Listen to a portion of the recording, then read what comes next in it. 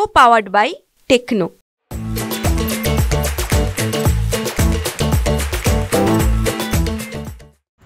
मराठा समाजाला ओबीसीतून आरक्षण मिळावं या मागणीसाठी पुन्हा एकदा मनोज जरांगे पाटील यांचं आमरण उपोषण सुरू आहे। अंतरवली सराटीमध्ये आमरण उपोषणाचा आजचा 5वा दिवस आहे आणि मनोज जरांगे पाटलांना समर्थन म्हणून आज बीड जिल्हा पंचची हाक देण्यात आलेली आहे। मी सध्या बीड शहरातल्या सुभाष रोड परिसरात आहे आणि सकाळपासूनच या परिसरामध्ये वर्दळ राहते। मात्र काल मराठा समन्वयकांनी बंदचं आवाहन केल्यानंतर आज सकाळपासूनच येथील आलेलं नाही आणि जर पाहिलं गेलं तर आज सकाळपासून संपूर्णपणे बीड जिल्हा बंदचं आवाहन करण्यात आलेलं आहे।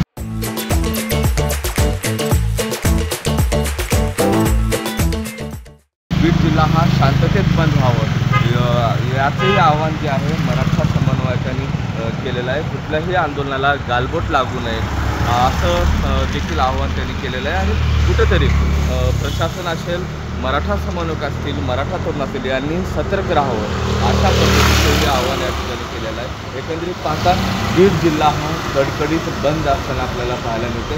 आता साधारणतः सकाळपासूनची ही वेळ आहे, एरवी वर्दळ या ठिकाणी आपल्याला पाहायला मिळायची। मात्र व्यापारी असतील, इथले शाळा महाविद्यालयातील सर्वच जे घटक आहेत या बंदमध्ये सामील झाल्याचं आपल्याला पाहायला मिळते।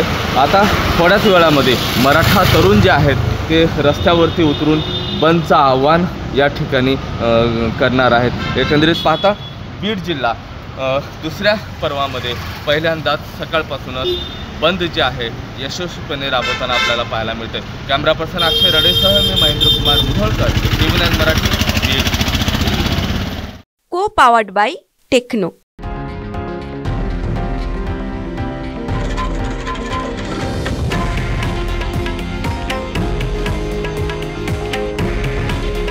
हे आहे देशातील नंबर 1 न्यूज नेटवर्क आणि आपण पाहत आहात TV9 मराठी।